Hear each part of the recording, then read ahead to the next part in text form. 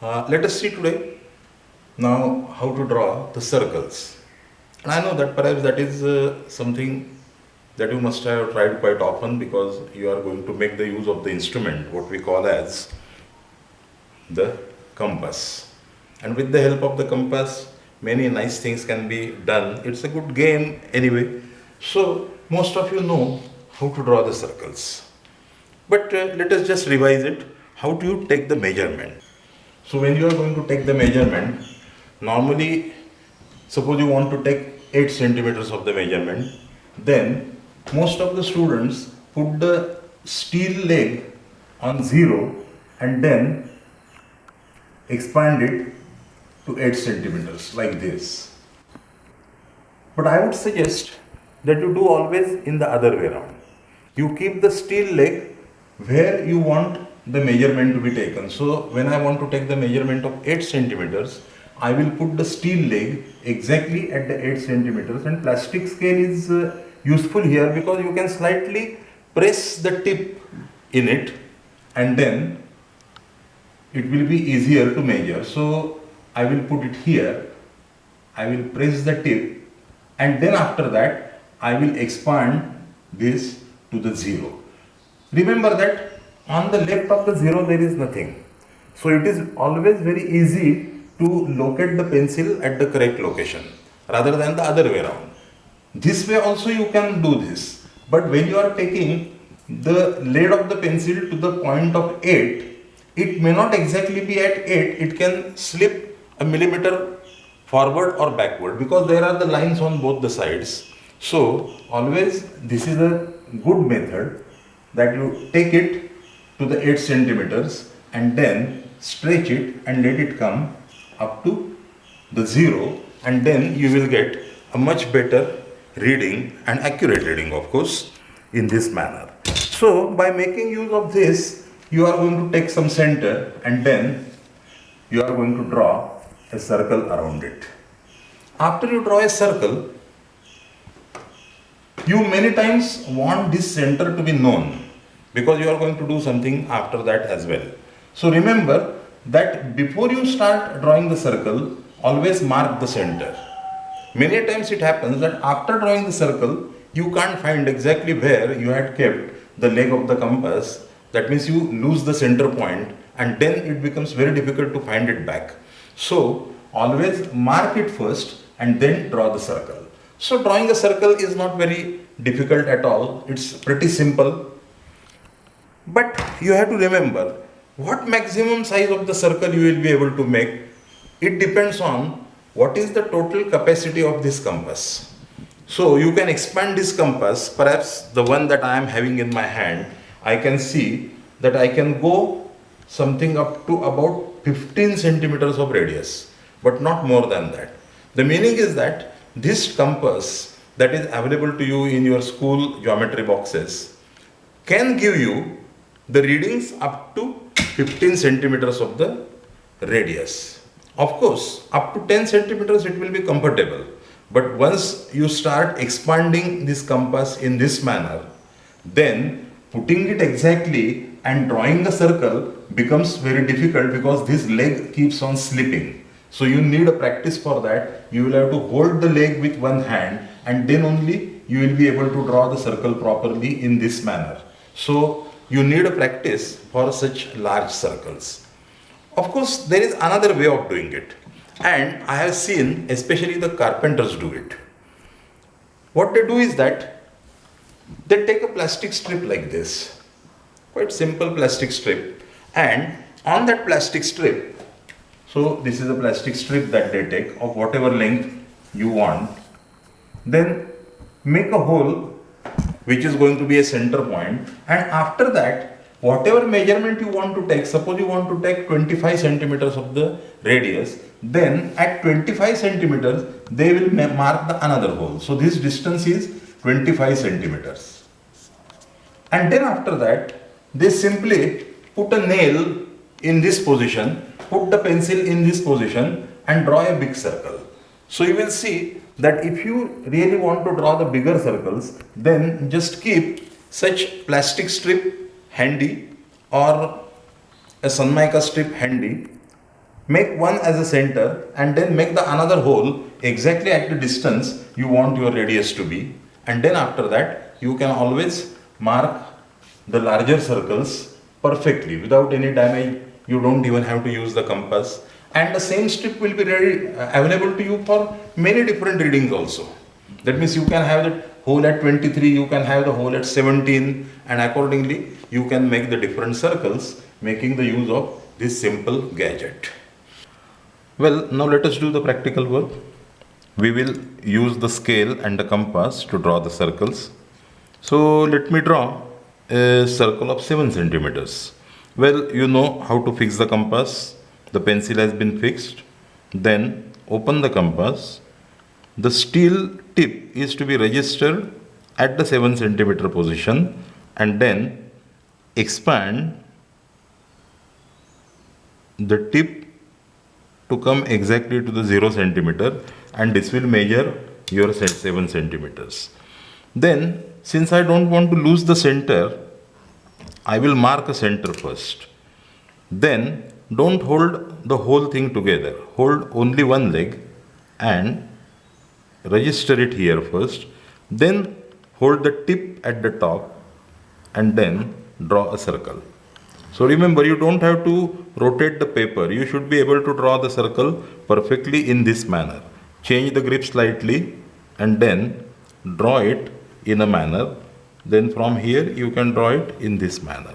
If your compass is perfect, then any number of times you rotate this to make it a bit dark, the line will not change at all. It will come exactly in the same location. So this is the way the circle has been drawn. Now you will have to make a practice of this. Let us draw one more circle of 5 centimeter size just inside this circle, and then I will take the 5 centimeter point, press the steel leg here, then take the tip of the pencil to the 0, and then this is 5 centimeters marked. Keeping the same center now, I will draw one more circle.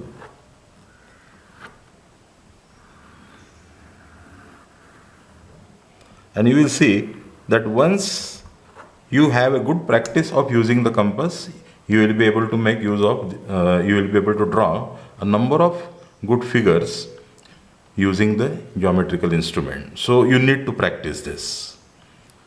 Many times you have to draw the circle exactly in the center of the given rectangle or square or something. So let us see how to do it. It's not really very difficult. For example, suppose this is a rectangle and I want a circle to be drawn exactly in the center.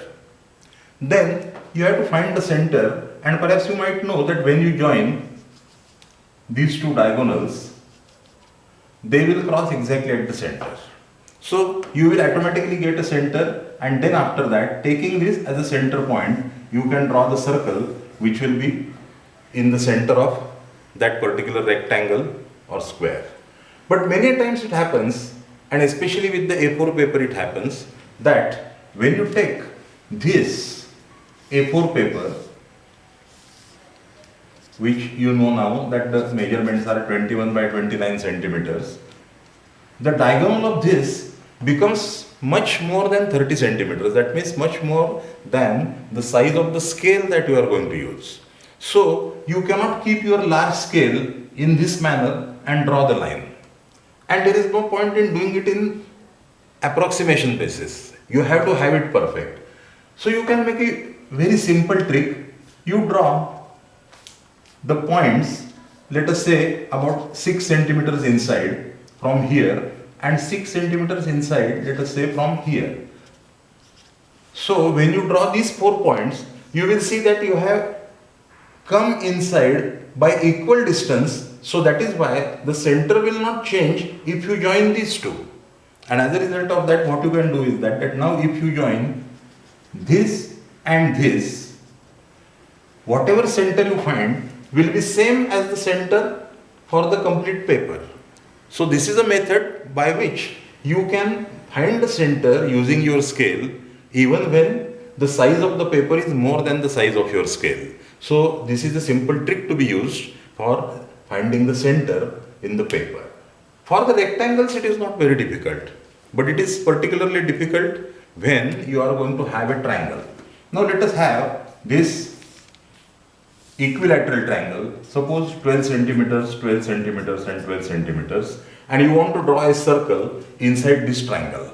Now you will have to find the center of this, and perhaps you might know that when you take the center of the three lines and then join them, in fact any two if you join will be quite fine, then you will find the center, and then from here you can take this as the radius and you can draw the maximum large circle inside the triangle. So this is going to be the circle that you will be able to draw in the triangle. When you are going to draw the circles in the triangle in this manner, then finding the center of the triangle is always important, and it is easy for the equilateral triangle. But when the triangle is the isosceles triangle or scalene, for example, if this is going to be the triangle, this is isosceles, and you want to draw a circle, or suppose it is scalene, that means all the three sides are different, then how to find the center of that, that is going to be quite important. So you will have to find the center in this manner only, and then you will have to draw the circle using this as a center point. So see, if I join it in this manner,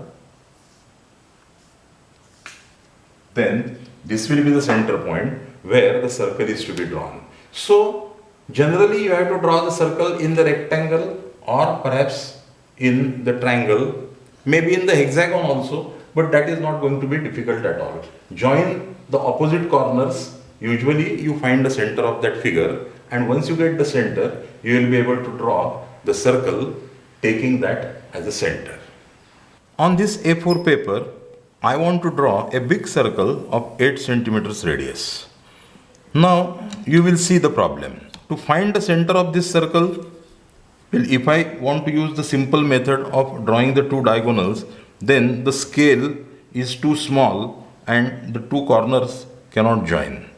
So what I suggest is that we will reduce the size of the paper for the measurement, and that we will do just by making the inside marks on the edge of the paper. So let us say 6 centimeters. So I will take the scale up to the edge and mark a point at 6 centimeter here. Then I will mark the another point exactly in front of it at 6 centimeter here. I will do the same from this side also. I will take the measurement of 6 centimeters and mark a point here on the tip, and then I will take the scale down.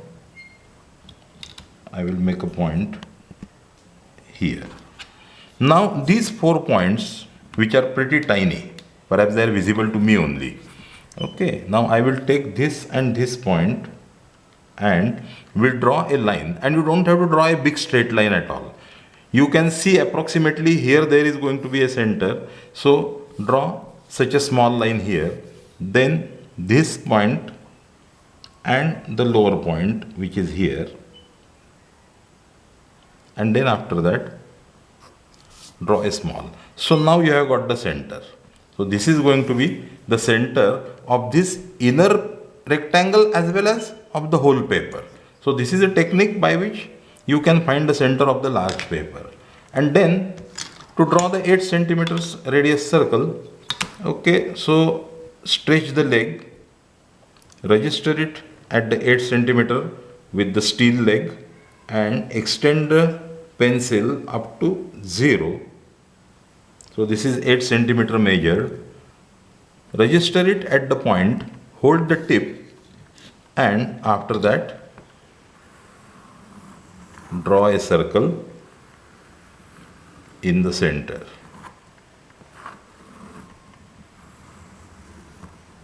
So this is the way it will be drawn. For the confirmation, you are welcome to measure all the distances here it is see 7 centimeters here, again see it is 7 centimeters here, and here you will see it is about 2.5 centimeters, and here also it is 2.5 centimeters. So you can see that the circle is exactly in the center of the paper. So you have to master this technique also. In the further projects, you are going to need this centering technique quite frequently. Well, once you can draw the circle properly, there is one more figure you can quite easily draw, and that is the hexagon. See, the hexagon is the division of this complete circumference of the circle into 6 parts, making the use of the same radius. So with the same radius, it can be done. Now let us see how you do this. What I would suggest is that you just have to take one point randomly anywhere on the circumference of the circle, then register the point here and cut the circumference like this. This is a very small line. Cut here, then register the leg exactly at that point. You will have to be careful where you register it. Then take the another point, take the leg exactly at that point, and then take the third point, then take the leg exactly at this cross section, fourth point, then again register it correctly, one more point, and this is a corroboration that our drawing is correct. Register it again at the last point, and you will see that it is coming to the required point. So all the 6 points have been marked, and now they have to be joined. So you have to take a scale and join these 2 points, then join these 2 points and join all the points in sequence, and you will get the figure what we call as a hexagon. In most of your geometrical structures, the triangles, squares, rectangles and hexagons are the basic structures. You don't need more complicated structures than that, but in case you want, then you will have to find out your book of geometry, and I'm sure that after practicing this much, you will always find it interesting also, and you will be able to do a lot of things from your geometry book and draw the different polygons. So you can see that the hexagon has been drawn, and this is the way the circle and hexagon can be drawn.